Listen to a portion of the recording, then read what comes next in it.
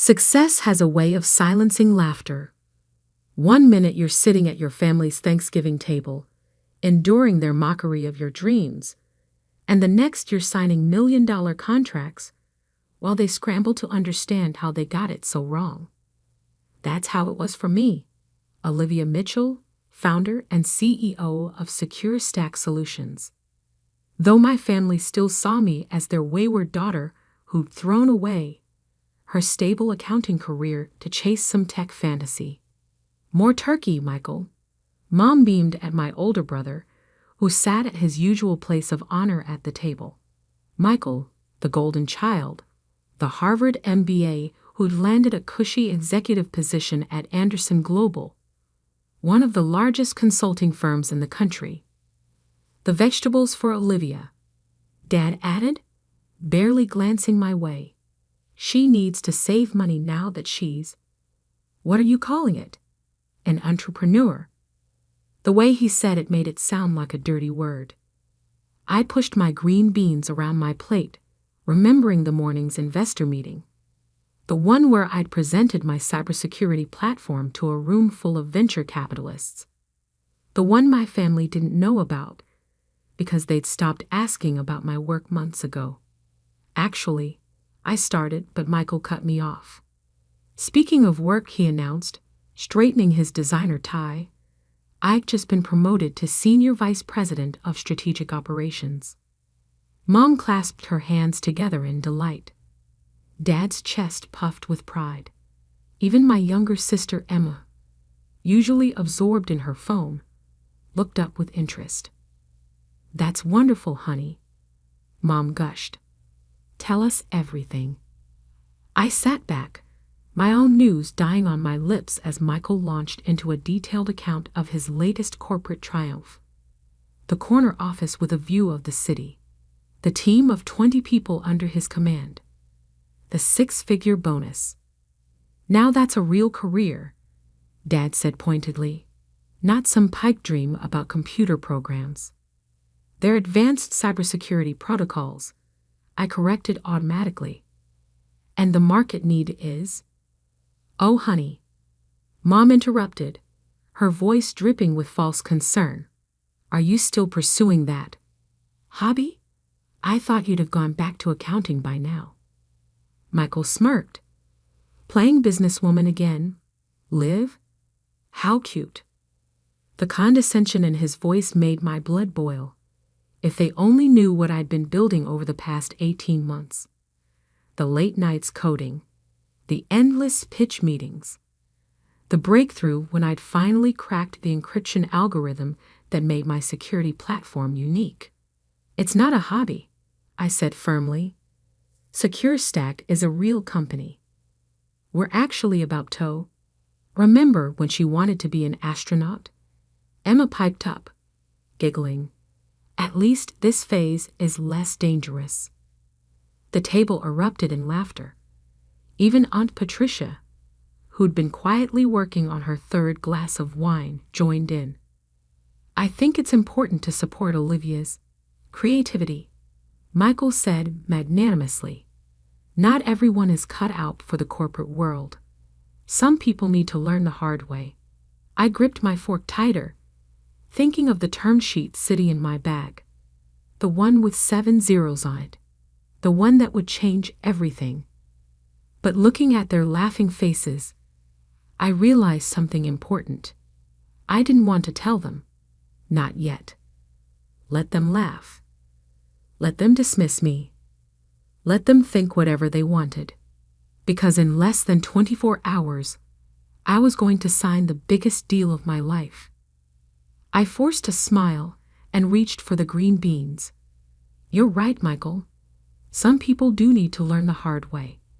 The next morning, I sat in my small but growing office in downtown's tech district.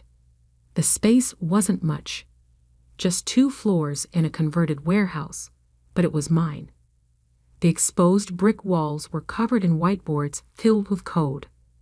The open workspace hummed with the energy of my small but brilliant team. Morning boss, called out Jake, my first hire and lead developer. He was already at his standing desk, 3 empty Red Bulls testament to another early start. "Big day," I replied, trying to keep my voice steady. Maria, my COO, appeared at my elbow with a steaming cup of coffee and a stack of papers. "The lawyers have reviewed everything. The terms are solid." I took a deep breath, remembering the mockery at yesterday's dinner.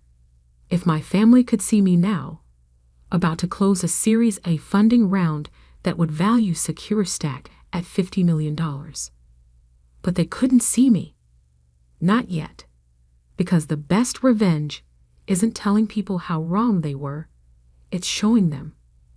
My phone buzzed. A text from Michael. "Hope you're not too discouraged after last night. I know a few entry-level positions at Anderson if you're ready to get serious." I was about to respond when another message came through. This one from Atlas Ventures. "In lobby. Ready when you are." I slipped my phone into my pocket without replying to Michael. Let him think I was discouraged. Let him think I was failing. The truth would hit him hard enough soon. "Maria," I called out, straightening my jacket. "Let's go make some history." As I walked into the conference room where 3 of the biggest venture capitalists in tech were waiting, I couldn't help but smile. My family thought I was playing businesswoman. Well, game on. The Atlas Ventures meeting changed everything. $50 million? Jake whispered as we left the conference room, the signed term sheet safely in my bag. "We're worth $50 million. "No," I corrected him, unable to keep the smile off my face. "We're worth $50 million on paper. Now we have to prove we're worth even more." The next few months were a blur of activity. The funding announcement made waves in the tech industry. SecureStack Solutions raises $15 million, Series A to revolutionize cybersecurity. Read the TechCrunch headline. My inbox flooded with congratulations from former colleagues, college friends, and suddenly interested recruiters. But not a word from my family. I hadn't told them about the funding, hadn't mentioned the press coverage, hadn't breathed a word about how SecureStack was now being called the next big thing in enterprise security. Instead, I focused on growth. We moved from our converted warehouse to a full floor in a downtown high-rise. My team expanded from 12 people to 50, then 100. Maria hired a PR team, a sales force, and enough developers to build out our platform's next phase. "We need a chief technology officer," she announced one morning, dropping a stack of resumes on my desk. "Someone with serious enterprise experience." I flipped through the candidates. Former Google engineers, Amazon architects, a whole parade of impressive names. But one caught my eye. David Anderson, current head of security at Anderson Global Consulting. My brother's company. "Interesting timing," Maria said, watching my expression. "Did you see the news about Anderson Global's data breach?" I hadn't. A quick search pulled up the headlines from the previous day. Major consulting firm suffers security breach. Client data compromised. Their whole system was exposed, Maria continued. They're scrambling to contain the damage. Rumor has it heads are rolling. I thought of Michael, Mr. Senior Vice President of Strategic Operations, probably in crisis mode right now. For a moment, I felt a twinge of sympathy.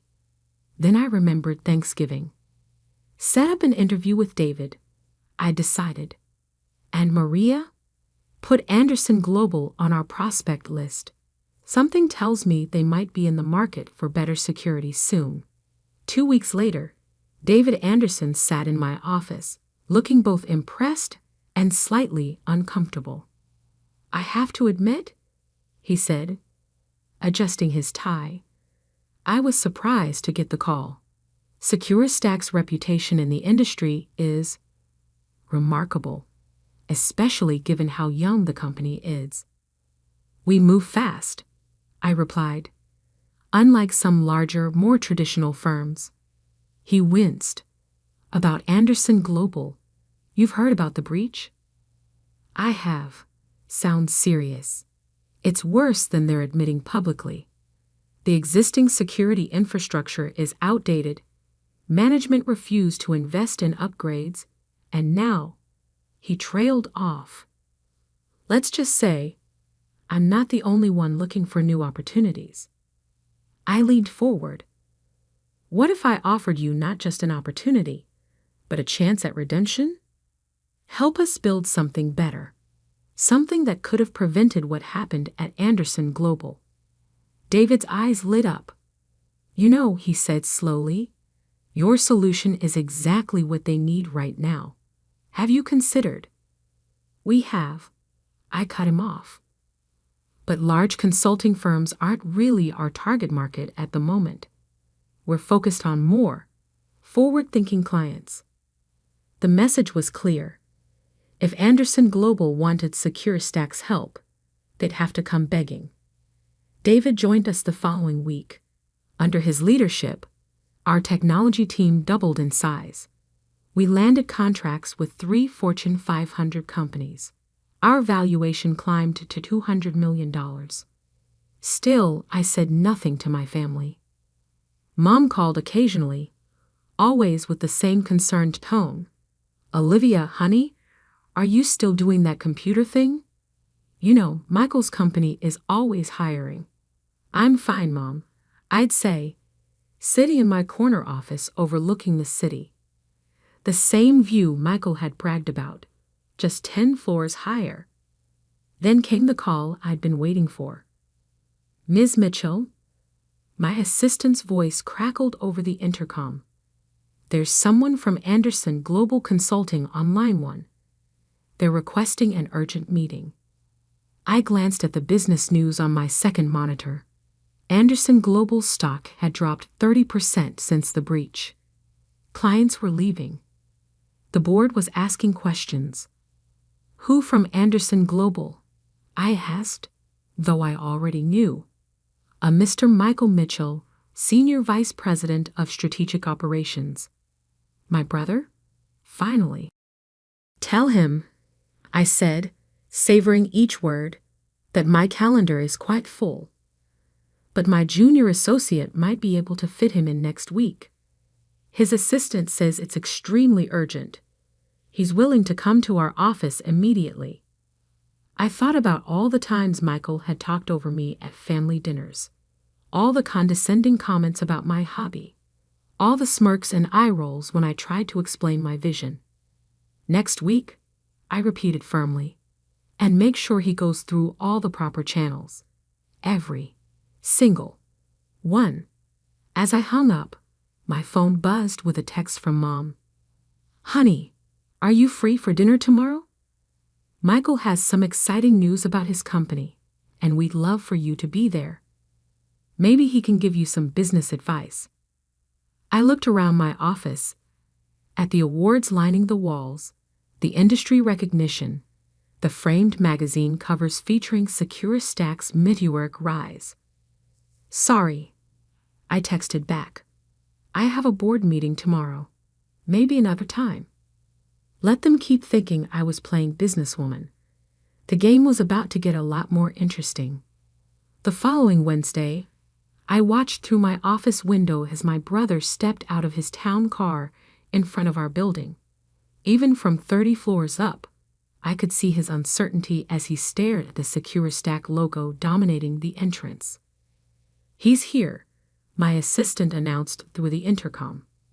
Send him to the junior associate conference room, I replied. I'll be there shortly. I took my time, reviewing the latest product metrics on my tablet, while Michael cooled his heels in our smallest meeting space. After 20 minutes, just long enough to make a point, I headed down. Through the glass walls, I could see him pacing, his designer suit slightly rumpled, his usual polished demeanor showing cracks. He was muttering into his phone. No, Dad. I'm telling you, this place is massive. Why didn't we know about? Yes, I understand the board is angry. But if we can just... Hold on, she's here. I pushed open the door, and Michael's phone nearly slipped from his hand. Olivia? He looked like he'd seen a ghost. What are you? This is Secure Stack. Welcome to my hobby, I said coolly, settling into a chair. I hear Anderson Global is having some security issues.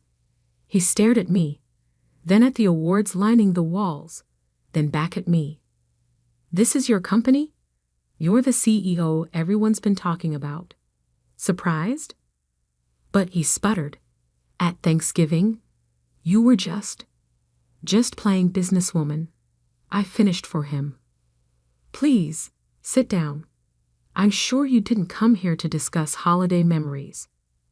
Michael sank into a chair, his world visibly rearranging itself. The breach, he said finally. It's worse than we thought. We're losing clients daily. The board is threatening to clean house. We need the best security solution on the market, I supplied. Which, as it happens, we provide, for the right price. Name it, he said immediately. Whatever you want. The board has authorized.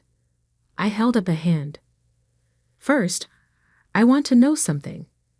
Why did Anderson Global ignore all the warning signs? David told me your security infrastructure was outdated years ago. Michael's face flushed. You hired David? Look, it was a budget issue. I argued for upgrades, but... No, I cut him off. You didn't. I've seen the board minutes. You voted against the security budget increase 3 times in the past year. Called it, what was the phrase? Unnecessary tech spending. He deflated. How did you? I do my homework, Michael. Always have. Even when you were too busy mocking my dreams to notice. The silence stretched between us, heavy with years of dismissal and condescension. I'm sorry, he said finally. We were wrong. I was wrong. Yes, you were. I opened my tablet and pulled up a contract. Our standard enterprise package starts at $2 million annually. Given the scope of Anderson Global's needs, we're looking at closer to $5 million, plus implementation costs. Michael's eyes widened at the numbers, but he nodded. That's fine. When can you start? Oh, I won't be handling your account personally, I smiled. As I said, you'll be working with one of our junior associates.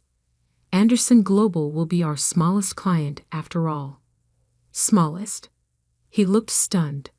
But we're a Fortune 500 company. And we protect half of the Fortune 100, I replied. Like I said, homework. Just then my phone buzzed. A text from Mom. Honey, Michael missed family dinner tonight. He said something about a work emergency. I hope everything's okay with his company. I showed Michael the text. Should I tell her, or would you prefer to? He ran a hand through his hair, looking suddenly older. Can we keep this between us? Just until you're ready to admit you need your little sister's help? I finished. Fine, but I want something in return. Anything. Next time I'm at family dinner talking about my company, you sit there and listen. No interruptions, no condescension, no playing businesswoman comments. Deal? He nodded slowly. Deal. After Michael left, clutching the contract and looking shell-shocked, I called Mom. About Thanksgiving dinner next week, I said. I'll be there. And I have some news to share. Oh, honey, that's wonderful, she gushed. You know, if it's about a job, Michael might be able to.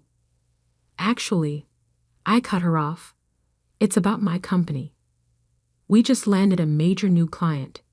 You might have heard of them, Anderson Global Consulting." The silence on the other end was deafening. 3 days later, David forwarded me an internal Anderson Global email announcing a major new security partnership. At the bottom was a note. "All inquiries should be directed to our account manager at Secure Stack Solutions." I had it framed and hung it in my office, right next to the magazine covers. The following Thursday, I sat at my parents' Thanksgiving table again. This time, when Mom asked Michael about work, he just said quietly, "Why don't we let Olivia tell us about her company first?" Dad nearly choked on his turkey. I smiled, took a sip of wine, and began to tell them about my little hobby.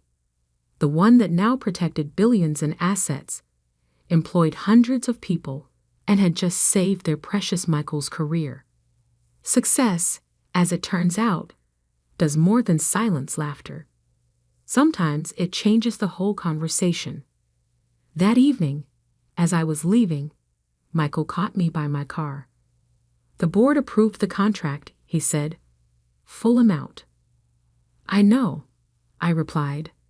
"The paperwork came through this morning." He shuffled his feet. "Listen, Liv. There's a position opening up. Head of Innovation.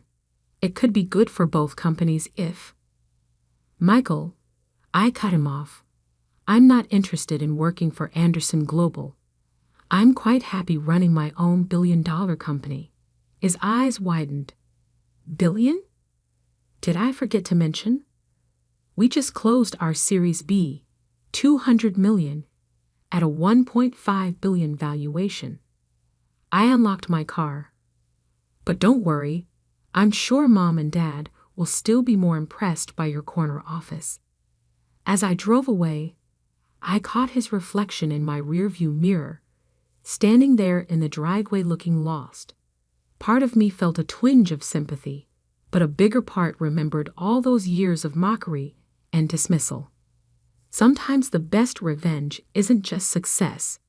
It's success they can't ignore, can't dismiss, and most importantly, can't live without. The next morning, I walked into my office to find a gift basket from Anderson Global's board of directors, thanking SecureStack for our crucial partnership in these challenging times. I had Maria send it to the break room for the team to enjoy. After all, success tastes sweetest when shared. Well, almost sweetest. The look on Michael's face when he has to attend quarterly security reviews with our junior associate? That might taste just a little bit better. Success has a way of silencing laughter. 1 minute you're sitting at your family's Thanksgiving table, enduring their mockery of your dreams, and the next you're signing million-dollar contracts while they scramble to understand how they got it so wrong. That's how it was for me, Olivia Mitchell, founder and CEO of Secure Stack Solutions.